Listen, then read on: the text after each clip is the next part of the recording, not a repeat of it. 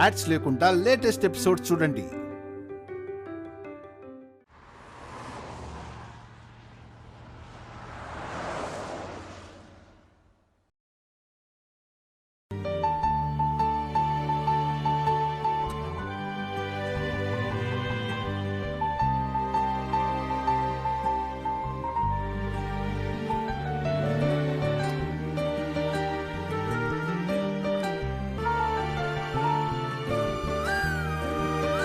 Sister, heart beat follow అవుతూ oxygen levels చూడండి, saturation కూడా చెక్ చేయండి. నేను ఇప్పుడే వస్తాను. Okay madam.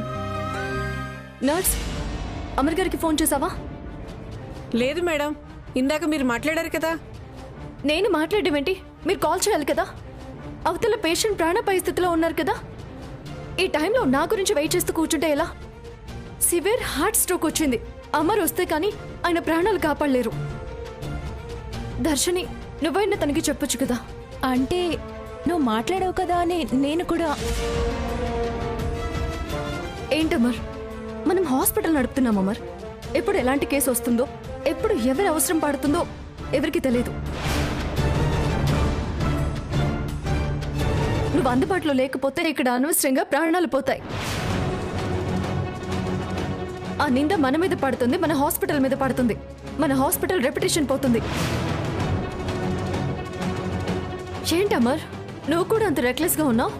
అంటే సారీ, యాక్చువల్లీ ఇలాంటి కేసు వస్తుందని నేను ఎక్స్పెక్ట్ చేయలేదు రాధిక. నేను ఇంట్లో వేరే పనిలో ఉండి. అవన్నీ కాదు అమర్. హాస్పిటల్లో 24/7 365 days డాక్టర్స్ అవైలబుల్గా ఉండాలి.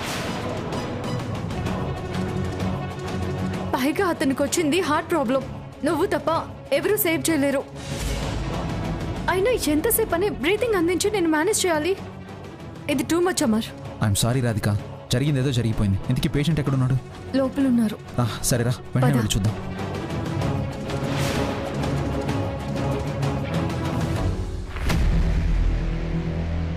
పల్స్ రేట్ ఎలా ఉంది? పల్స్ రేట్ కొంచెం. పల్స్ రేట్ కరెక్ట్గా ఉందా లేదా? లేదు, అబ్నార్మల్గా ఉంది. హార్ట్ బీట్ ఎలా ఉంది? చాలా హై రేట్ వస్తుంది. అయితే సిచ్యువేషన్ కరెక్ట్గా లేదనమాట. పద.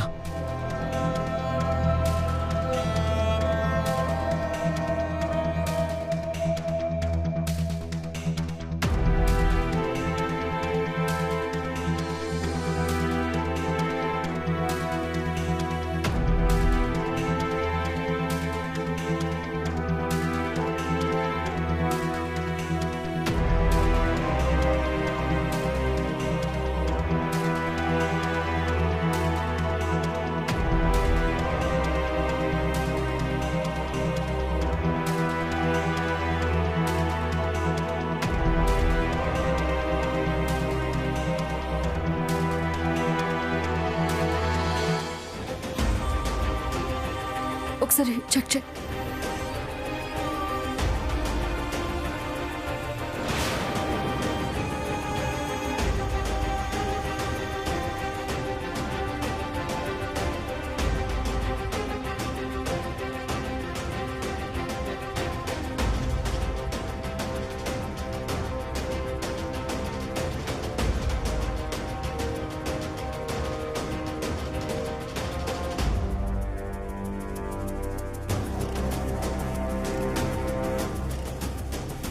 వెంటనే బైపాస్ సర్జరీ చేయాలి. నర్స్, వెంటనే ఆపరేషన్ థియేటర్ రెడీ చేయండి. మేము ఇప్పుడే వస్తాం. పద.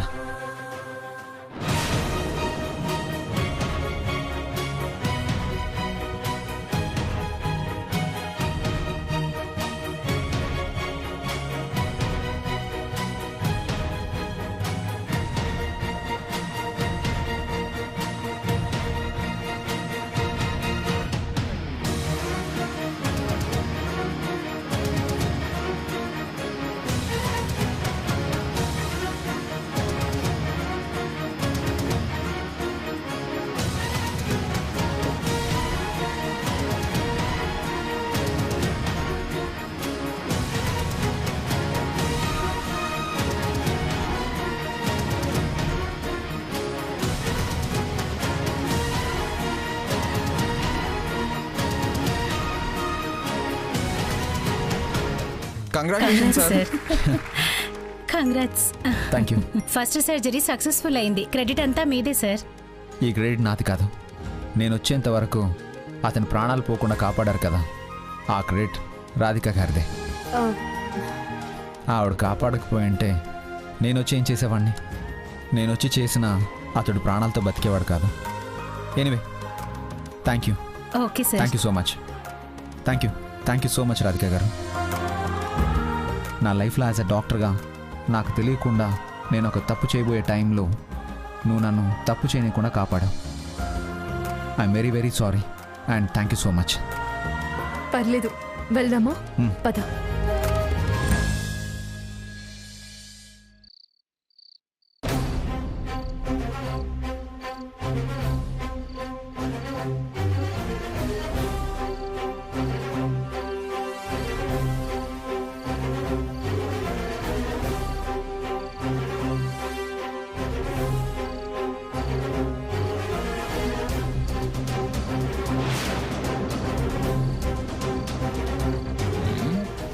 బ్రో ఏంటి బ్రోకెన్ హార్ట్తో బాధపడుతున్నట్టున్నాడు? ఇలాంటి టైంలోనే మనం ఇన్వాల్వ్ అవ్వాలి. వాట్ బ్రో, సోలోగా ఉన్నావు? నన్ను పిలవచ్చు కదా టైంపాస్కి.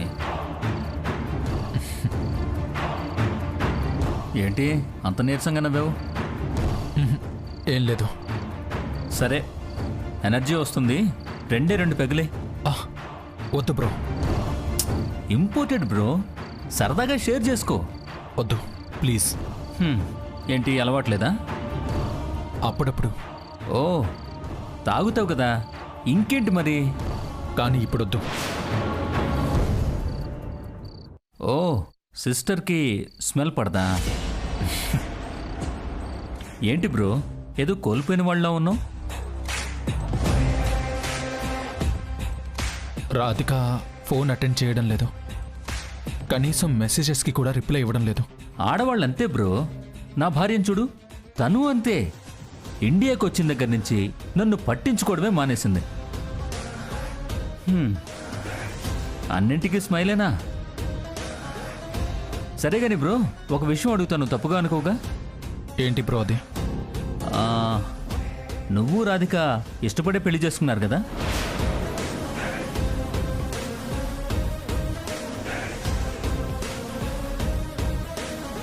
అదేంటి అలా అడిగావు?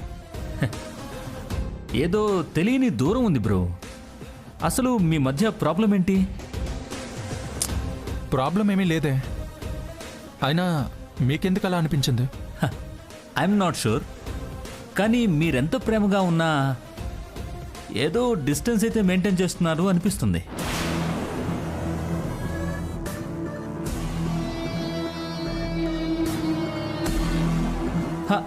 అంటే నాకు అనిపించడమే కాదు, రాజేశ్వరి దేవి గారు కూడా ఆ ఫీలే ఎక్స్ప్రెస్ చేశారు. అది నానమ్మకి ఏం తెలీదు. మేం బాగానే ఉన్నాం, తనే ఏదేదో ఊహించుకుంటుంది. ఓ ఓకే, బాగుంటే పర్లేదు బ్రో. కానీ ఏదైనా ఉంటే మాత్రం నాతో షేర్ చేసుకో bro. I'm like your brother. ఏం లేదు బ్రో, ఏదైనా ఉంటే మాత్రం ఖచ్చితంగా మీతో షేర్ చేసుకుంటాను. ఆ మాట అన్నావు, చాలా బాగుంది. సరే రా, మందేద్దాం. బ్రో. అరే బ్రో, పర్లేదు బ్రో, తాగండి, కుమ్మేయండి. Come on bro, take it bro. That's good. Cheers.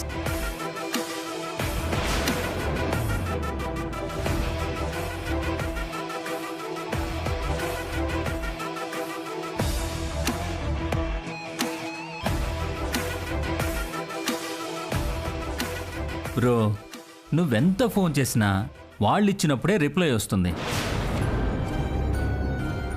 ఏమో ఎంత బిజీగా ఉన్నారో ఏమో. ఎంత బిజీగా ఉంటే లేట్ అవుతుందని చెప్పడానికి హాఫ్ మినిట్ కంటే ఎక్కువ పట్టదు కదా బ్రో. క్యాబిన్ నుంచి పేషెంట్ దగ్గరికి వెళ్లేలోపు ఒక్క మెసేజ్ పెట్టొచ్చు కదా. భర్త అంటే లైట్ అయిపోయింది. బ్రో, నువ్వు మరీ సెన్సిటివ్ బ్రో. రేపేదైనా ప్రాబ్లం వస్తే నువ్వు తట్టుకోలేవు. రిలేషన్స్లో డీప్గా వెళ్ళొద్దు బ్రో. చిన్న విషయం కూడా చాలా డీప్గా హర్ట్ చేస్తుంది.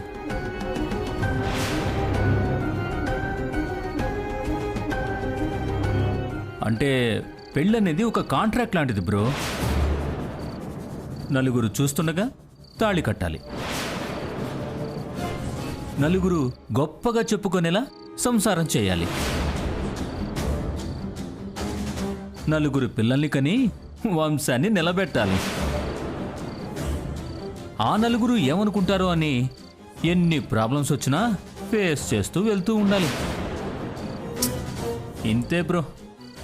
పర్సనల్ ఫీలింగ్స్కి ఫ్యామిలీ రిలేషన్స్లో వాల్యూ లేదు బ్రో. బ్రో తప్పు బ్రో, మీ అనాలిసిస్ తప్పు.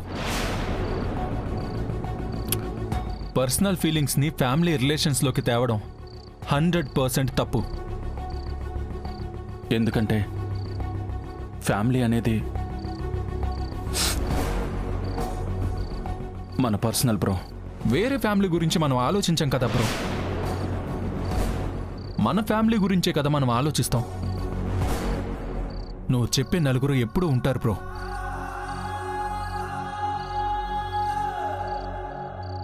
కానీ ఆ నలుగురిలో మనం ఉండకూడదు. ఎదుటి వాడి లైఫ్లో ఏం జరుగుతుందని మనం చూసామంటే మనం కరెక్ట్ కాదు. అంటే నేనిప్పుడు నీ లైఫ్ని నీ వైఫ్ని ఆ చూసే నలుగురిలో ఉండి చూస్తున్నాను అనుకుంటున్నావా? అయ్యో, నేను అలా అనలేదు బ్రో. కానీ నీకు అలా అనిపించిందంటే మాత్రం మేబీ అదే కరెక్ట్. ఆహా, వద్దు బ్రో, వద్దు. మీరు వెళ్ళి హ్యాపీగా డ్రింక్ ఎంజాయ్ చేయండి. నా బాధ అంటారా, ఎదురు చూపులున్నప్పుడు డిసప్పాయింట్మెంట్ తప్పదు. ఎందుకంటే అన్నిసార్లు ఎదురు చూసింది మనకి దక్కదు. దక్కిన దాంతో సంతోషపడాలి. బాధ ఉంటుంది, కానీ భరించాలి.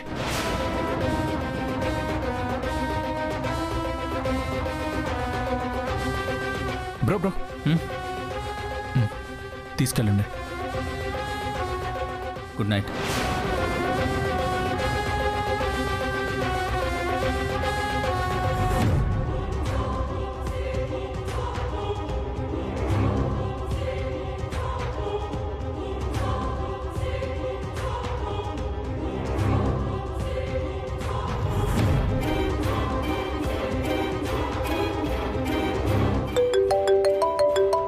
నువ్వు వెళ్ళమ్మా. హలో, వాడి మనసేం మారలేదు. వాడిని రాధిక నుంచి డైవర్ట్ చేయడం చాలా కష్టం. నేను చూసుకుంటాను. ఓకే.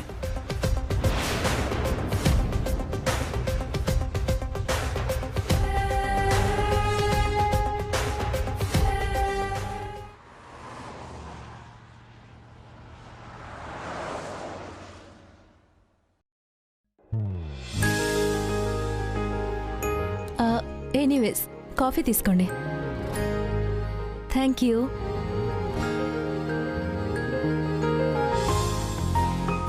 ఎనీవేస్, మన హాస్పిటల్కి వచ్చిన మొదటి ఆపరేషన్ కేస్ సక్సెస్ అయిపోయింది. మీ ఇద్దరు దగ్గరుండి సక్సెస్ చేశారు.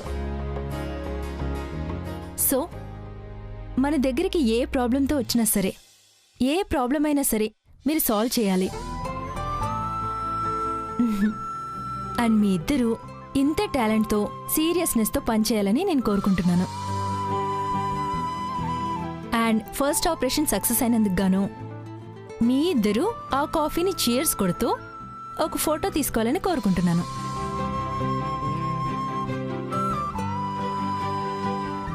ఇలాంటి పిక్స్ మనం ప్రతిసారి ఎప్పుడు ఒక మంచి పని చేసినా, ఎప్పుడు ఒక ప్రాణం కాపాడినా వాళ్ళని వాళ్ళ గుర్తుగా ఒక ఫోటో స్నాప్ తీసుకుందాం.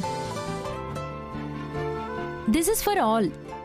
మన హాస్పిటల్లో రెగ్యులర్గా మనం ఒక ఫోటో తీసుకుని మన సక్సెస్ని మనం గుర్తు చేసుకునేలాగా,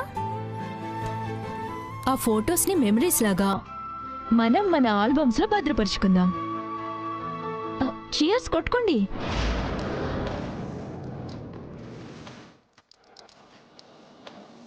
హా.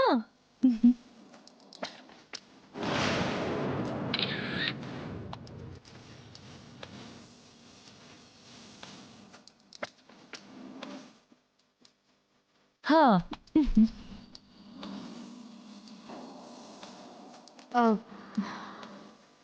సారీ అమర్, ఏదో టెన్షన్లో నిన్ను కొంచెం ఎక్కువే మాట్లాడేశాను. No Radhika, you are 100% right. యాక్చువల్గా ఫోన్ అటెండ్ చేయకుండా ఫోన్ మీద నా కాన్సన్ట్రేషన్ లేకపోవడం నాదే తప్పు. యాజ్ ఎ డాక్టర్గా నువ్వు కరెక్ట్గానే నీ డ్యూటీని నిర్వర్తించావు. బట్ నేనే రెక్లెస్గా బిహేవ్ చేశాను. బట్ ఐ ప్రామిస్ యూ, ఇకపై నేను ఏ తప్పు చేయను. ఇంత రెక్లెస్గా నేను ఇంకెప్పుడు ఉండను. ఇంకేంటి మరి, ఇంటికి వెళ్దామా? అయ్యో, ఇంటికంటే గుర్తొచ్చింది. కనీసం నేను కైలాష్ గారికి కాల్ కూడా చేసి లేట్గా వస్తున్నాను అని ఇన్ఫార్మ్ చేయలేదు. నర్స్, నర్స్, నాకెవరైనా ఫోన్ చేశారా? లేదు మేడం. సరే, అమ్మయ్యా, ఎవరు ఫోన్ చేయలేదు. మా ఆయన ఒక్క ఫోన్ కూడా చేయలేదు. బతికిపోయాను. ఆయన గారు కాల్ చేసినప్పుడు లిఫ్ట్ చేయకపోతే ఫీల్ అవుతారు.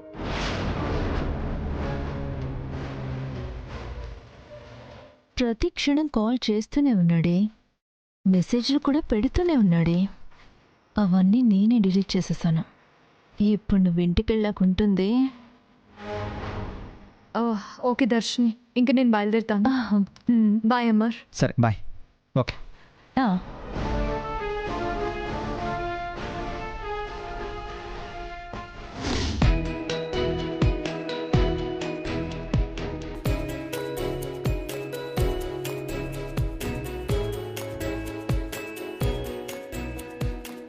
అమ్మా ప్రియా, ఏంటే అమర్ కోసం వెయిట్ చేస్తున్నావా? వాడిప్పట్లో రాడే, నువ్వు తిని పడుకుందుగాన్రా. లేదు బామ్మ, ఆయన వచ్చాకే తింటాను. కాదే, వాడికి ఈరోజు మొదటి ఆపరేషన్ చేసే అవకాశం వచ్చిందే. అంత తొందరగా అయ్యే పని కాదు. నా మాట విని ఎదురుచూపులు చూడకుండా తిని పడుకుందుగాన్రా. నేను కాల్ చేసి మాట్లాడతాను. సరే చెయ్యి.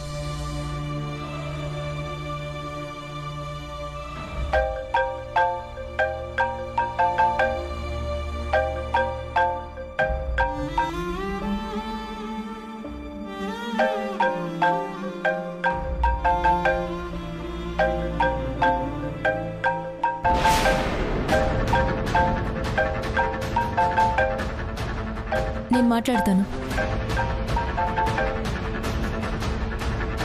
హలో, మీరెవరు? నువ్వెవరు? నువ్వంటావేంటి? నువ్వు అనక ఇంకేమనాలి? ఇదిగో ఫోన్ అమర్ గారికి ఇవ్వు. కుదరదు. ఎంత ధైర్యం! అమర్ ఆపరేషన్ థియేటర్లో ఉన్నాడు. అమరా? గౌరవం ఇవ్వడం కూడా తెలీదా నీకు? తెలీదు. అయితే ఏయ్, ఓవర్గా మాట్లాడుకో. నువ్వు ఓవర్గా మాట్లాడుకో. అమర్కి నాకు ఆ మాత్రం చనువుందిలే. చనువా? ఏంటి ప్రతిదానికి అలా క్వశ్చన్ మార్క్ ఫేస్ వేసుకుని అడుగుతున్నావు? అమర్ బిజీగాని తర్వాత ఫోన్ చేయి. హలో హలో, నిన్ను తుక్కుముకుంటాను.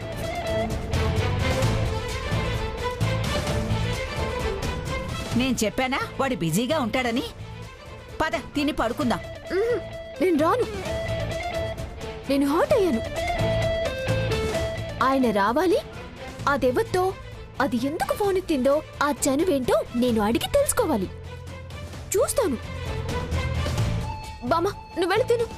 సర్లే, నేను చెప్తే వింటావా? నీ కర్మ.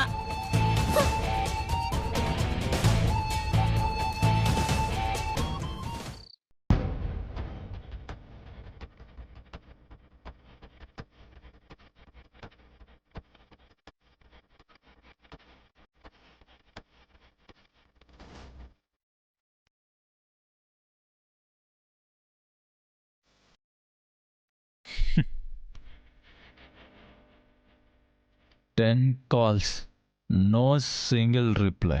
Why? Busy. Too busy. Too much busy. Me? No busy. ఎందుకంటే నేను డాక్టర్ని కాదుగా. I'm not a doctor. You are a number one doctor.